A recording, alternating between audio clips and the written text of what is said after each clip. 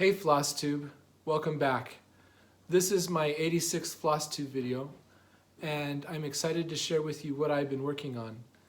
First of all, I want to welcome you. If you are new to my channel, welcome. I hope that you enjoy the things that I have to share with you. And if you are returning, thank you for coming back and watching my videos. I really appreciate it. It's been a good week. The biggest news is that my son is back. He drove down from Utah and arrived yesterday. And it feels kind of good to have him. We're all together as a family again for a little bit. We are still waiting to hear what's going to be happening to my daughter, where she's going to be heading.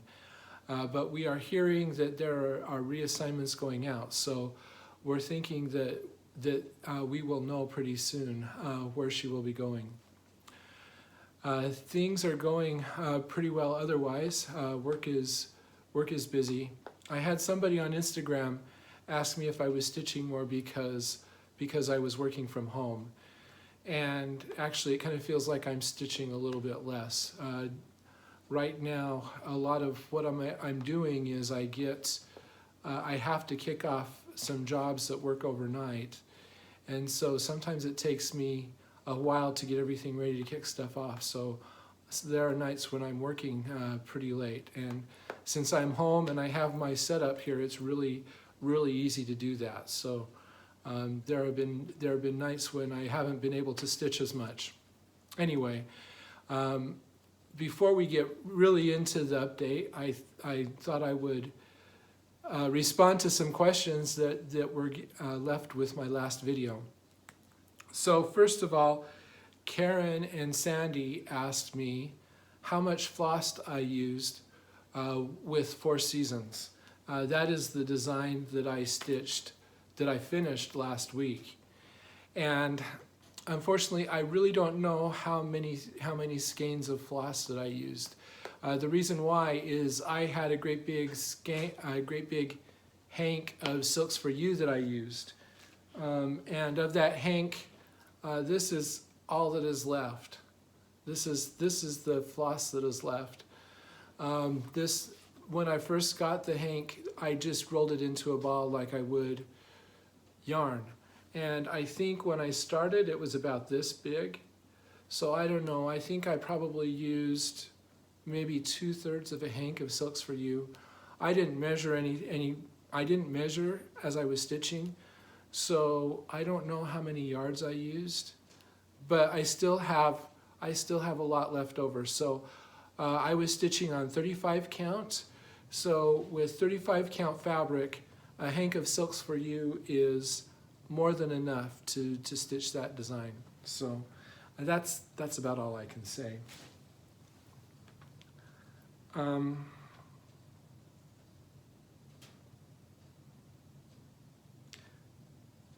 Midnight Stitcher asked me if I carried my floss on Four Seasons or if I kept each motif separate. So I avoid carrying floss. I hate to do it across areas that aren't stitched because I'm worried that when the piece gets framed, if I have a lot of floss carrying behind empty areas, that you're going to be able to see it through the fabric, through the holes in the fabric. So no, there's no floss carrying between motifs in that piece. Every motif is separate. Haley asked me about my rotation, and she said, how many weeks does it take to get through your rotation, and when do you start? When do you change projects? So I change projects every Saturday, and I work on a project for a week. So I work on one project for a week, and I change every Saturday. And it depends on how many projects are in my rotation. Right now I am at 8 projects in my rotation. So if I were to work through my rotation once, it would take me 8 weeks, which is about 2 months. 2 months to get through everything. So, and that's part of the reason why I don't like having a lot of projects, is because I don't like going so long between not stitching a project. So and here I go, I'm going to be starting a whole bunch of stuff. But that's why I like to avoid having a lot of projects on the go. I mean, if I had 50 projects, it would take me a year to get through my rotation, and then I wouldn't be able to accomplish anything on anything. So that's kind of the reasoning behind what I do. And Shadow said, "Who are you and what have you done with Brian?" Yeah, I know this is out of character for me. I'm planning on doing 5 starts in the next 5 weeks. I've already had 1 start that we're going to talk about today, so 4 more starts. I know this is really strange. Partway through the week, I thought, this is crazy, don't do it. But I'm still planning on doing 4 more starts for the month of May. So we'll see how I feel after that, whether or not I regret doing this. And who knows, maybe I'll get cold feet halfway through the month, but I'm still going for it right now. And then Cindy asked me about, so if you watched the very end of my last video, I did a slideshow of all of the pictures that I took of 4 seasons from the time that it started till the time that I finished it. So you could see the entire progression as I stitched on that piece. And she asked me what those pictures were, how often they were. And that's every night. I take a picture every night, so it's daily progress. So there were about 80 pictures in there, because there's a couple of times when I took more than 1 picture. So about 80 pictures. I worked on that piece 77 days. So 1 picture for every day that I stitched on it. The first picture was taken in April of 2017. And sorry, 2018. April of 2018, and the last one was taken April of 2020. And so yes, that's what they were. They're daily progression pictures. I thought it'd be kind of fun to do a slideshow from the very beginning to the very end of a project to see how it progressed from start to finish. And I thought that it really looked good, so I was glad to share that with you. So that's all the questions that I have. We'll put off. Last week I said that I was going to participate in Mania, and the way that I was going to participate in Mania is that I was going to start 1 project every week. And I actually started last week because I would have been stitching through the first part of May. So I have 4 more projects that I am planning on starting in the next 4 weeks. I thought that I would share with you what I am planning on stitching, what I am planning on starting in the next 4 weeks. So, and I'm still having a hard time narrowing it down. There's actually, there's actually 5 in here instead of 4. So I'm not quite sure which one I'm going to, I'm not quite sure. The last 3 may change a little bit, but the first 2 that I'm going to show you are projects that I am definitely going to start in the next couple of weeks. So the first one, this is what I'm going to start today. This is a chart that my wife gave me for Christmas, and I'm really excited to stitch this. I've wanted to stitch it for a long time, even before she got it for me. This is a chart that I really like. So this is Times and Seasons Sampler by Moira Blackburn. I really like this. I like the verse in Ecclesiastes that this references, and it's got some picture. It's got some trees and a really nice border. So this is what I am stitching, what I'm starting this week, and I'm really excited to start that. So this is the first one. I am planning on stitching it on 40 count Mallow, which is, well, we'll talk a little bit more about the details when a little bit later, but this is my first start. The next piece that I am definitely going to start is Anne Wilkinson, 1834. I showed you that I got all the materials for it last week from the attic, and I'm excited to start this. I kind of want to see what it's like to stitch with the 103 silk, which is what I'm going to be using for this. I'm going to be using 103 silk, and the fabric I'm going to be using is 46 count Confederate Gray by Weeks Dye Works. I'm a little bit nervous about that. I've never stitched on 46. That'd be the highest count I've ever stitched. I'm hoping that it doesn't cause me problems. I don't expect it to, because I haven't had any problems with 40 count. So I think I'll be fine. But there it is, Anne Wilkinson, 1834. And then here's 3 candidates. And, well, okay. The next one that I would like to stitch, this is one that I have been wanting to stitch for a long time. I just barely finished a Quaker sampler, and I need another Quaker sampler in my life. I really like Quakers. So this is what I think I'm going to stitch. This is Dragon Quaker by Sticky Dane von der Weenberg. I have had my eyes on this for a long time. I like the Quakers, and I kind of like the dragons too. So I thought this one would be a really fun one to start. And I've been waiting. I've been itching to start this several times. So this is the next one. I think I'm probably going to stitch this one. So I think this is most definitely one I'm going to start. And then the other 2, I guess I'm trying to decide which one I want to start. This one is Miss Hathaway's Garden. This is a great big huge almost full coverage piece, and in fact it's meant to be stitched on blue Aida so that you have blue for the sky. I think that I might end up stitching it on white fabric and then stitching the blue, so because I don't have a good piece of blue fabric that I found, so that's my compromise. So it will be full coverage for me.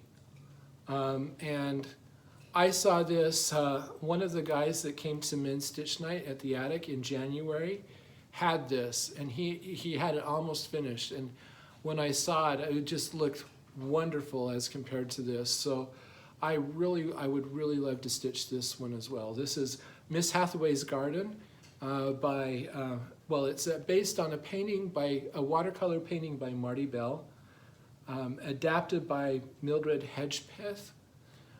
There are a ton of, back in the 90s, there used to be a ton of these charts, a ton of charts that are adaptations of Marty Bell's paintings. And this one caught my eye when I first saw it, and I've had it for years and years, and I've just never started it. But I would love to stitch this. It's a really piece. Miss Hathaway is Anne Hathaway, who was Shakespeare's wife. And I believe this is a famous cottage in England. I think that you can go and actually see this cottage. So that one, or the other piece that I am considering stitching is the Medieval Town Mandala by Chatelaine. This is another piece that I wanted to stitch for a long time. And I look at it a little bit, and this is one that kind of intimidates me, not because it looks like it's hard, but it looks like it'll be like the way you have to start it is a little bit different. You start in the middle. I don't think I could count out to the corner and start on the corner like I usually do. I'd have to start in the middle. And I've looked at the chart, and there's beads all over the place. So beads all over the place in the middle. So figuring out where are the stitches and where are the beads, and of course all the specialty stitches that go with it. But this is another piece that I've watched several people stitch it and would love to stitch it. So this is another piece. I decided I might as well go big with those last 2. So, and they're a little bit different from the first three are all kind of similar. They're all samplers, and I figured that I needed to start a couple of other things that were not samplers. So that's kind of what my thinking is right now. We'll see what happens in the month that comes, but definitely I know what I'm starting for the next 2 weeks. Okay, so those are my plans for Mania. We'll see how it goes. So let's talk a little bit about what I've been working on this week. If you remember last week, I said I was going to start this. This is the second time I've started it, 101 alphabets. This is a design by Rosewood Manor, Karen Kluba, and I have wanted to stitch this since it came out. I started it once, had a problem with my fabric and decided I didn't like my fabric. And so I got another piece of fabric and I decided it was time to start it. So, of course, it is a design that has, so I haven't counted them, but I'm assuming there's 101 alphabets in this design. And there's also a whole bunch of different sampler motifs all the way through it. And so it's a big, complicated design. It's huge. You'll see my piece of fabric, how big my piece of fabric is, and you can just imagine how big this finished piece will be. So the fabric that I'm using is 40 count Mallow from Zweigart, and it's a linen. You know, over the past year or so, some of the experiences that I have had with even weave, I've come more and more to really like linen. I think I'm starting to. I didn't used to think I had a preference. That I used to think, oh, I'll do even weave or linen. I don't care. But more and more, I'm finding that I like linen better, and I actually linen that's a little bit slubby. I like that too. I like the way the kind of the texture that it adds to the fabric. So this is what I've been able to accomplish so far.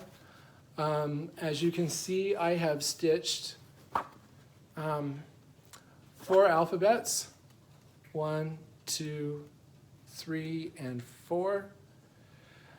And of course there's all these different motifs here as well. I've had a good start. This is actually a page. The page border is right through here.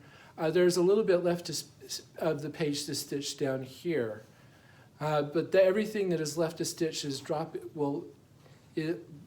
crosses the page border down into this page. And I'm going to wait to stitch that until I come back to work on this page. The way I'm planning on working on this is I'm planning on working across the pages this way, just because I want to get everything across the top done so that I can scroll my scroll bars and then work everything down here. So that's kind of the way I'm thinking. As you can see, there are also some specialty stitches here. These are eyelets, and I looked at those and I thought, oh, that's going to be a pain to stitch, and it was a little bit tedious. The reason why is they're eyelets, and also they're in 5 different colors, and you rotate through each of the 5 different colors.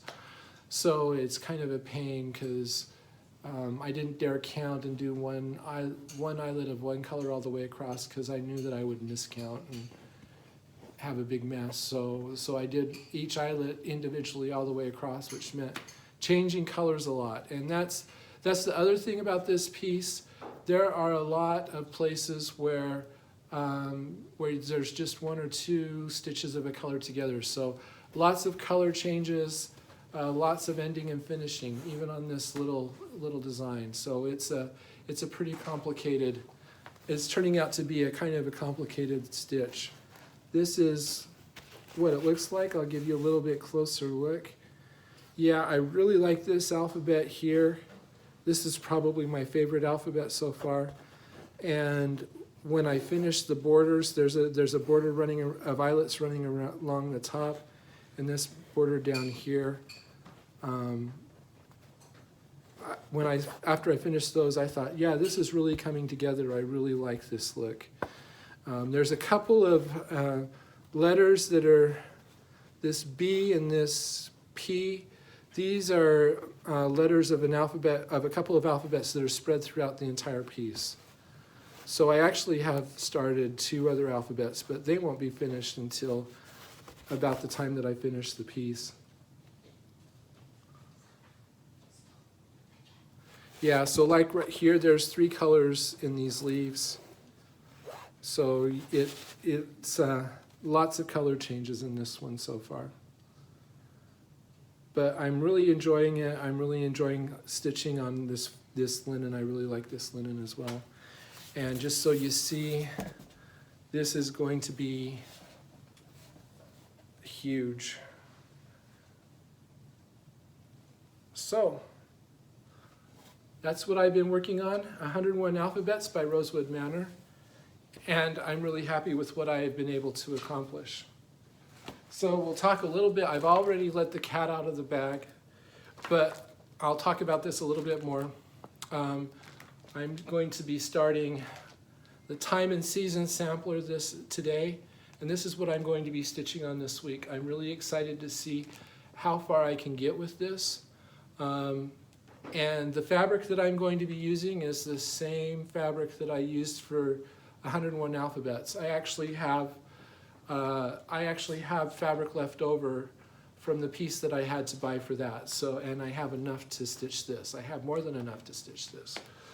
So I'm going to be using 40 count Mallow again for this. I think these colors will look good on that fabric.